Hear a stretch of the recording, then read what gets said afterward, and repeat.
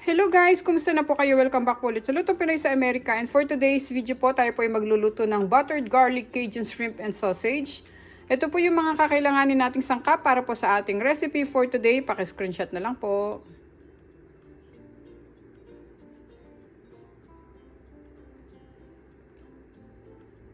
Yan. Sa mga bago po dito sa aming channel, sana po mag-subscribe kayo sa Lutong Pinoy sa Amerika at pakicheck nyo po yung other videos namin. Marami po kaming masasarap na recipe doon na pwede nyo po lutuin para po sa pamilya nyo.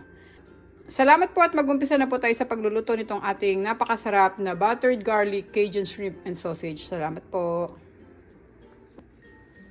May niready po akong food processor dito. I-grind natin yung ating bawang at sibuyas.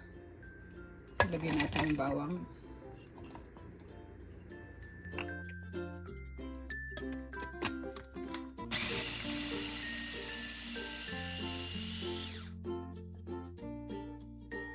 Gusto po kasi natin mapino po yung ating bawang para po maganda siyang ilagay sa ating Cajun. So, ayan po siya.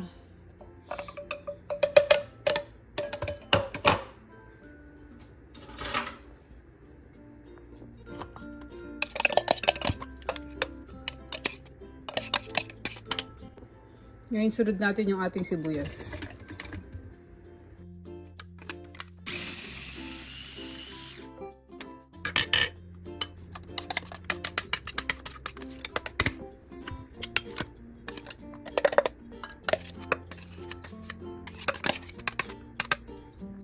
Okay guys, ni-grind na natin yung dalawa. So, sunod naman natin yung ating tubig na gagamitin natin pang boil sa ating sweet corn.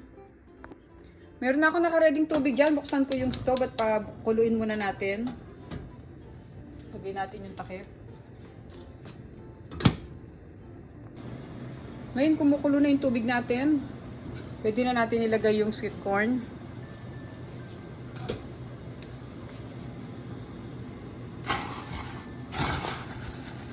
Lutuin muna natin yung sweet corn.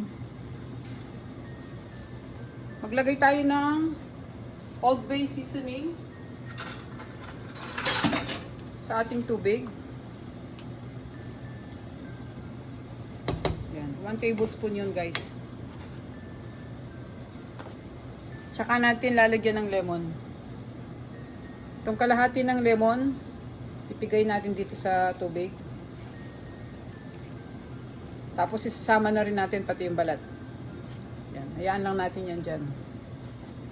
Balik natin yung takip. Ngayon guys, okay na yung ating sweet corn. Pwede na natin silang tanggalin dito sa ating pinapakuluang tubig.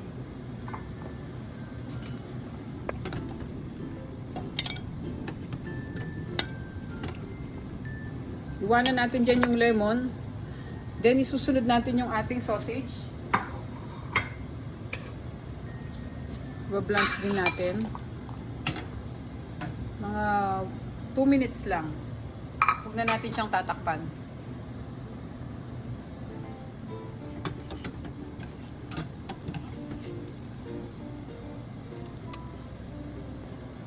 Ngayon pwede na tong ating sausage. Sama na lang natin sila dito sa ating sweet corn.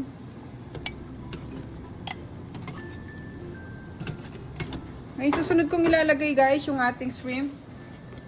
Blanch lang natin sandali. Tapos tanggalin natin kaagad para hindi sila ma-overcook.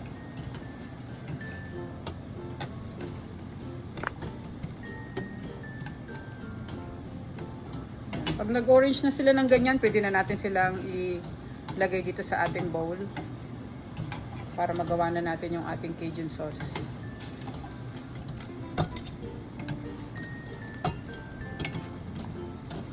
Set aside natin tong pinagpakuluan natin. Pwede nating ipangsabaw mamaya yan sa ating sauce.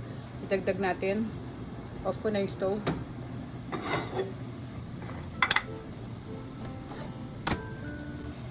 Kuha tayo ng kawali. Buksan natin yung stove. Dito po natin lulutuin yung ating Cajun sauce. Painitin lang natin siya sandali.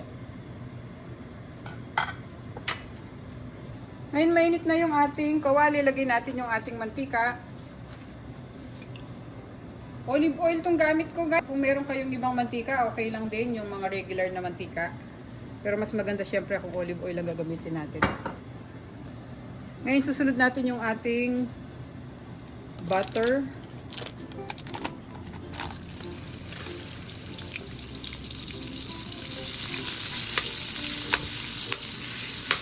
Tunawin muna natin itong butter natin bago natin nilagay yung bawang.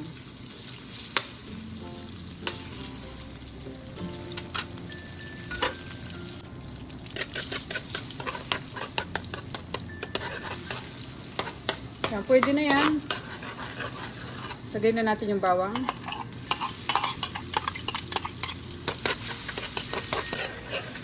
Ngayon, sunod na natin yung sibuyas.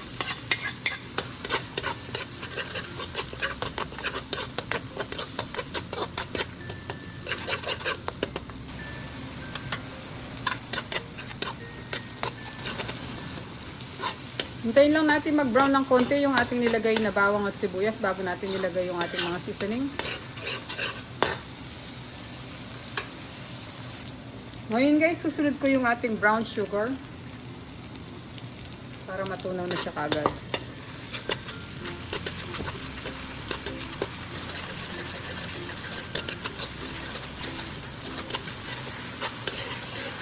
Ngayon pwede na natin ilagay yung mga seasoning kanina. Ito.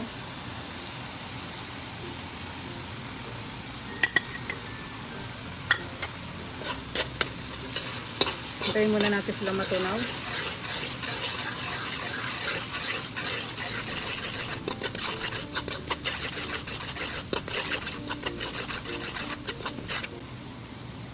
Lagay na natin yung sweet corn at saka yung sausage. Lagyan muna natin. Ngayon isunod natin yung ating shrimp.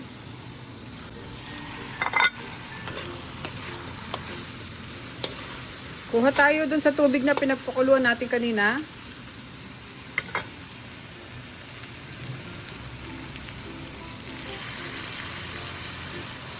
Ayan.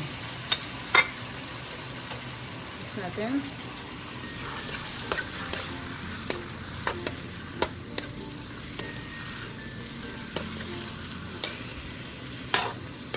Lagay muna natin yung takip. Pakuluan natin siya ng konti, mga 2 minutes. Para maluto pa yung ating hipon. Okay guys, ito na po yung ating recipe for today. Ang ating pong buttered garlic Cajun shrimp and sausage. Yan po guys, luto na po siya. Pwede na po natin siyang ilagay sa ating serving plate.